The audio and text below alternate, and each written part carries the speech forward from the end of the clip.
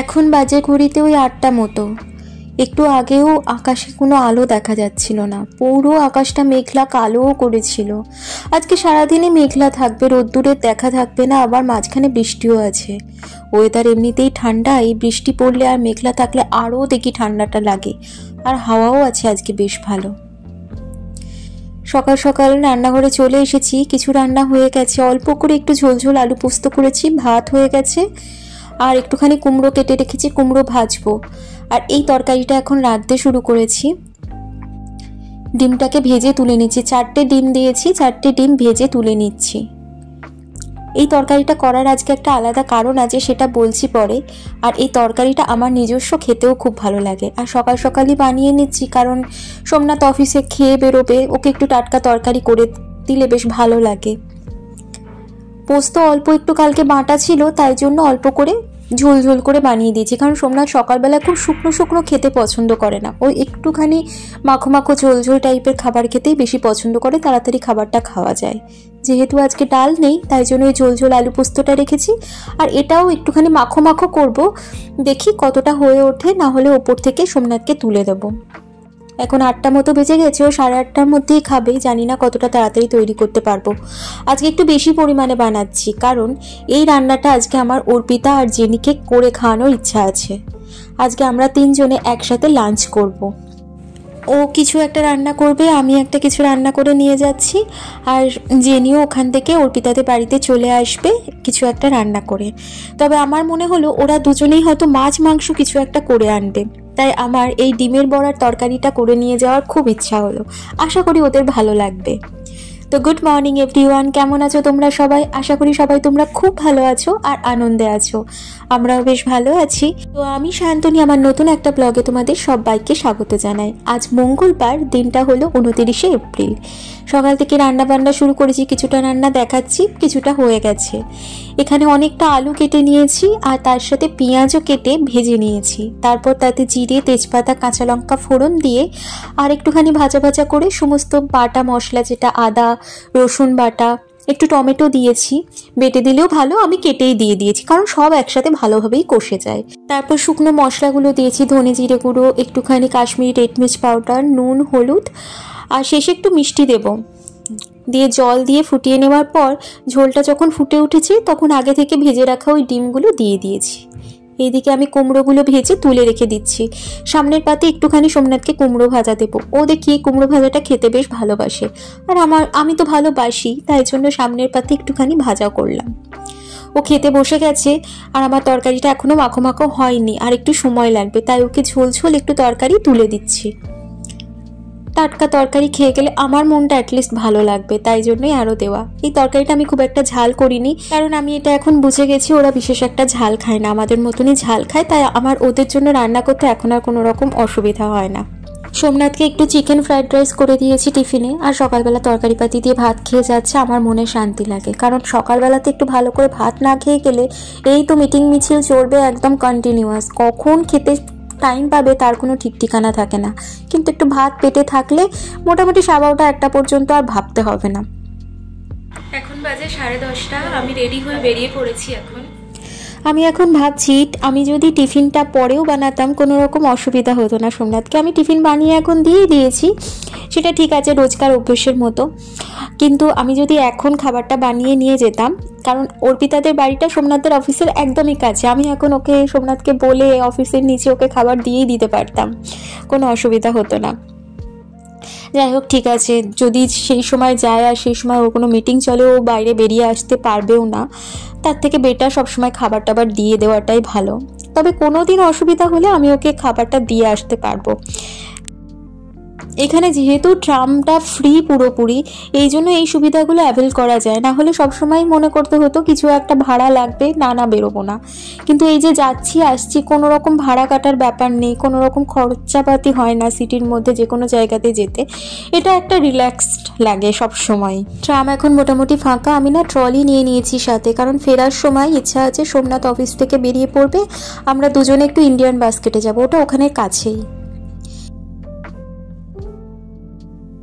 আগের ব্লগ যারা দেখেছো এখানটা তো জানোই, এটা সোমনাথের অফিসের সামনেটা। এই জায়গাটাতে অনেক ব্যাংক অফিস সমস্ত কিছুই রয়েছে। এখন দেখো কীরকম ফাঁকা, এখন মোটামুটি 11টা মতো বেজে গেছে, সবাই কাজে রয়েছে, তাই জন্য এই জায়গাটা পুরো ফাঁকা। আশা করি বিকেলে ফেরার সময় তখন লোকজন দেখা যাবে। রাস্তাও দেখো পুরো ফাঁকা। সোমনাথের অফিস থেকে অর্পিতাদের এই বিল্ডিংটা, মানে রাহুল দাদারও অফিস থেকে ওদের বিল্ডিংটা ভীষণই কাছে, মানে হেঁটে জাস্ট 5 মিনিটও লাগে না।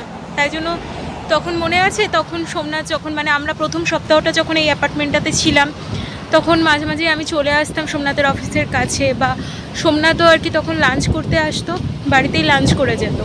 কাছে বলে যেটা হয়, আমাদেরটা একটুখানি 3-4টে স্টপেজ যেতে হয় ট্রামে করে।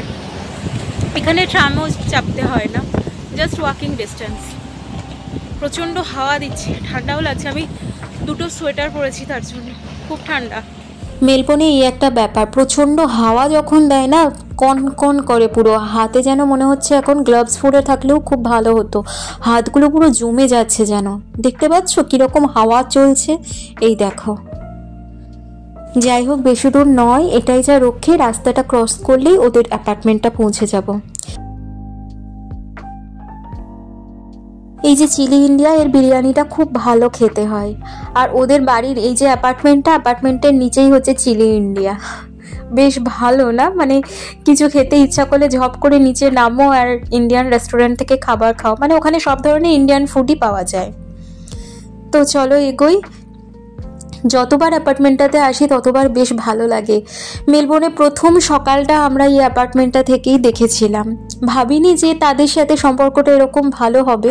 এটা ভগবানের কাছে অনেক ধন্যবাদ যে তাদের সাথে সম্পর্ক ভালো হয়েছে, আমরা বারবার এসেছি, আজকেও আসছি, খুব ভালো লাগে ব্যাপারটা। এই যে অ্যাক্সেস দিয়ে দিল, তার জন্যই এই দরজাটা, আমরা গেটটা আর কি খুলতে পারলাম। অ্যাক্সেস যদি ও না দিত তাহলে গেটটা খোলা যেত না।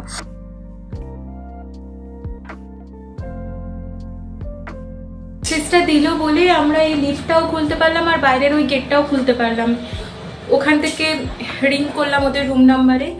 অ্যাক্সেস যদি না দিত তাহলে আমরা এরকম ঢুকতে পারি না, এখানে এরকম সিকিউরিটিগুলো করা থাকে। যা ভেবেছিলাম ঠিক তাই, এক কড়াই মাংসের ঝোল আলু দিয়ে করে রেখেছে। আর আমি এটা খেতেও ভালোবাসি অর্পিতার হাতে। তরকারিটা গরম গরমই আমি ভরে ফেলেছিলাম, তাই জন্য একটুখানি ঢাকনাটা খুলে রাখলাম হালকা করে। বাইরে প্রচণ্ড ঠান্ডা তো, তাই জন্য অর্পিতা বললো চা করবে, আর আমি বললাম ঠিক আছে, চাটা খাওয়াই যেতে পারে। দুজনে গল্প করতে করতে এখন চা আর মাফিন খাচ্ছি। মাফিন চায়ের সাথে খেতে আমার খুব ভালো লাগে, যে কোনো কেকই খেতে খুব ভালো লাগে। আমার হাসি থেকেই বুঝতে পারছো আমি কতটা মজা করে চা খাচ্ছি, আর দুজনে প্রচুর গল্প করছিলাম। এই তরকারিটার রেসিপিটা আমি তোমাদের সাথে শেয়ার করছি, অর্পিতা নিজে রেঁধেছিল আর ভীষণ ভালো হয়েছিল। পুঁই শাকের চচ্চড়ি, সমস্ত সবজি দিয়ে আর তার সাথে মাছের মাথা দিয়ে। বারবার করে বারণ করেছিলাম এই তরকারিটা করো না, কোনো দরকার লাগবে না, জেনিও কিছু একটা বানিয়ে আনবে, কিন্তু ওর ইচ্ছা এটা করে খাওয়াবেই। এইগুলো ইন্ডিয়া থেকেই নিয়ে এসেছে, এই কুশন কভারগুলো, কি সুন্দর দেখতে লাগছে না। আর এদিকে মাছের মাথাটা ভেজে তুলে রেখে দিয়েছে, আর ফোড়নের মধ্যে 5 ফোড়ন, তেজপাতা আর শুকনো লঙ্কা দিয়েছে। অনেকটা রসুন কেটে রেখেছিল, রসুনটাও দিয়ে দিল। ওটা একটু ভাজা ভাজা করে নেবার পর তারপর তাতে আদা বাটা, রসুন বাটা আর শুকনো মশলাগুলো সমস্ত কিছু দিয়ে একটু ভালো করে কষিয়ে নিয়ে সবজিটা দিয়ে দেবে। এই ড্রিম ক্যাচারটাও ওদের ইন্ডিয়া থেকে আনা, দারুণ লাগছে দেখতে। আমিও ভেবেছিলাম ইন্ডিয়া থেকে ওইগুলো ছোটোখাটো জিনিস নিয়ে আসবো, কিন্তু শেষ মুহূর্তে এত লাগেজ ভারী হয়ে গেল, ওইগুলো আর নিয়ে আসা হলো না। এদিকে সমস্ত শুকনো মশলা দিয়ে কষিয়ে নেওয়ার পর সব কাটা সবজিগুলো দিয়ে দিয়েছি, একটু নুনও দিয়ে দিয়েছে, তারপর তাতে পুঁই শাকটা দিয়ে দিল। এখন পুরো উপচে পড়ছে টাইপের লাগবে, তারপর সবজিগুলো সব ভাজা ভাজা হয়ে মানে একদম মিশে যাওয়ার পরে সব কিছু ভালোভাবেই এঁটে যাবে, কোনো অসুবিধা হবে না। এখনও আকাশে পুরো মেঘ করে রয়েছে। আর এই জায়গাটাতে আমরা যখন প্রথমবার এসেছিলাম, সোমনাথ অফিস চলে যেত, আমি ওই জায়গাটাতে বসেই এডিট করতাম, সারাদিন ওখানে বসে থাকতাম। সমস্ত রকম সবজি দিয়ে একদম বিয়েবাড়ি স্টাইলে পুঁই শাকের চচ্চড়ি মাছের মাথা দিয়ে রেডি।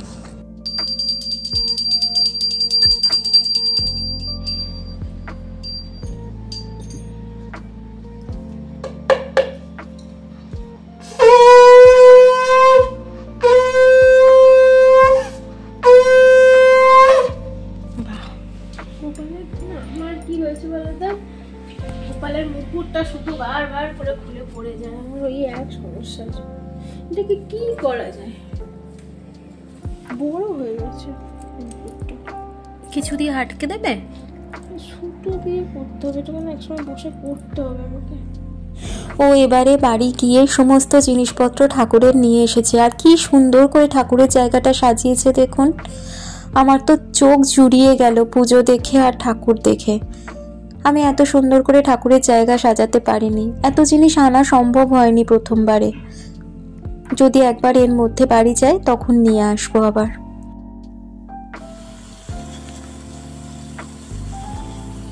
তুমি রান্নার যে ভিডিওগুলো করো কিভাবে করো? ওই স্ট্যান্ড আছে, স্ট্যান্ডের মধ্যে বসিয়ে দিই। এখন বড়িটা ভেজে নিল, এবার বড়িটা উপর থেকে ছড়িয়ে দেবে। আগে থেকে বড়িটা দিলে বড়িটা নরম হয়ে যেত, তাই জন্য আগে থেকে দেয়নি।